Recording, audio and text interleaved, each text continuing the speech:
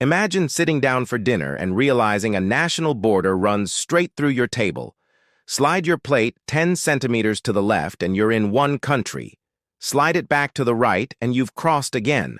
No passport, no stamp, just the soft scrape of porcelain and a line painted on the floor. In this town, borders don't roar with guards and gates. They whisper under doormats and slip between chair legs. White dashes crawl across cobblestones, blink past bicycle racks, and stroll through cafe terraces like a polite ghost asking to share a seat. Step forward and you've traveled internationally. Step back and you've returned. It's less like crossing a frontier and more like playing hopscotch with geopolitics. People here learn to laugh before they learn the rules, and the first lesson is simple. The map is a riddle, and the answer is always somewhere under your feet. How did a place get this way? The short version is that history misplaces its rulers and forgets its erasers. Centuries ago, land was a handshake, a dowry, a favor owed after a harvest or a winter patrol. A mill might belong to a duke, a pasture to a count, a lane to a monastery, and the farmhouse to a stubborn family who wouldn't sell even if the barn was already spoken for. When modern states later tried to draw clean lines over this old patchwork, the parchment fought back.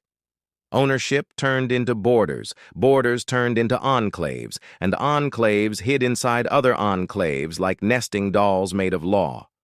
What looks like chaos on paper is, up close, a perfectly precise diary of who promised what to whom and why nobody wants to rip out the pages. Life didn't pause to tidy the map. It adapted. The address on your front door decides which police respond if you call on a Tuesday night. The location of your cash register decides which tax form you fill out and which number makes you sigh in April. The power line skitters around the border like a cat negotiating a puddle. The water pipe detours as if it's late for an appointment. Even the mail plays along. Place the box on this side and the stamp wears one crown. Nudge it across the threshold and the envelope swears allegiance to another. It's bureaucracy as ballet. Plie for paperwork, releve for regulation, a graceful turn whenever a rule changes mid-step. Yet amid all this careful choreography, people behave like neighbors first and citizens second. Kids draw hopscotch squares on the border because it already looks like a game. Bakers pass bread across the line because bread refuses to become politics.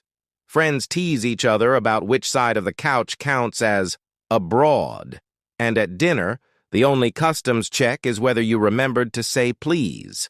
When rules collide, when shop hours differ by a whisper, when a building code disagrees with a blueprint, the town doesn't throw a tantrum. It sets up a meeting. It drafts a small agreement. It finds a human answer that lets the map keep its secrets and the day keep its rhythm. From above, the place looks like a glass window struck by a single, very specific pebble. Cracks radiate into loops and bite-sized territories, each numbered, each acknowledged, none ignored. But get closer, and the fractures tell stories. Here, a jagged curve remembers a widow's dowry that outlived the century that granted it. There, a neat notch protects a well that quenched thirst along both sides of the lane. A strange spur preserves the rights to pasture a handful of cows that have long since learned to wander without papers. The border seems ridiculous until you realize it's meticulous, and once you see the precision, you start to hear the town speaking softly. Keep the line if you must. Just keep the people together. Subscribe break. Fast pacing. Before we continue with the video and my further explanation, I want to ask for your help. I'm trying to reach 1,000 subs by the end of the year, so I'd really appreciate it if you would subscribe and help me out. Okay, let's continue. That's the secret, really. The line has power, but it borrows its strength from the people who let it matter. They honor it with paint and plaques and charming number plates that display two flags like earrings on the same ear. But they also tame it with kindness. The cafe spills into two jurisdictions, and the owner sets out twice as many chairs. The market awning shades both currencies, and the merchant makes change in whichever coin buys more smiles. If a customer steps one pace to the left, the receipt blushes into another language. Nobody blinks. The boarder is a polite guest at every conversation, never the host, often the punchline. Of course, lines can still sting. A regulation changes on one side, and suddenly a plan becomes half legal, half not, like a door that only opens inward on weekdays. The town has learned to treat these moments as puzzles instead of wars. Committees appear, the sort made of neighbors who exchange Christmas cookies and loan each other ladders. They smooth the edges. They agree on a shared trash schedule and a shared sense of humor. They teach officials from elsewhere to take off their shoes when they enter the living room. Because here the law walks on delicate rugs that belong to everyone and no one at once. History keeps nudging, too. When the wind lifts the old maps, you can hear the crinkle of parchment and the impatient scratch of quills trying to tidy complicated promises. Yet the present leans in with its headphones and phone chargers and grocery lists, insisting that whatever the past intended, dinner is still at 6. If the line runs under the table, let it. If it splits the couch, push the cushions closer. If it sneaks beneath the bed, tell stories about monsters who love paperwork and watch the children giggle their fear into the closet.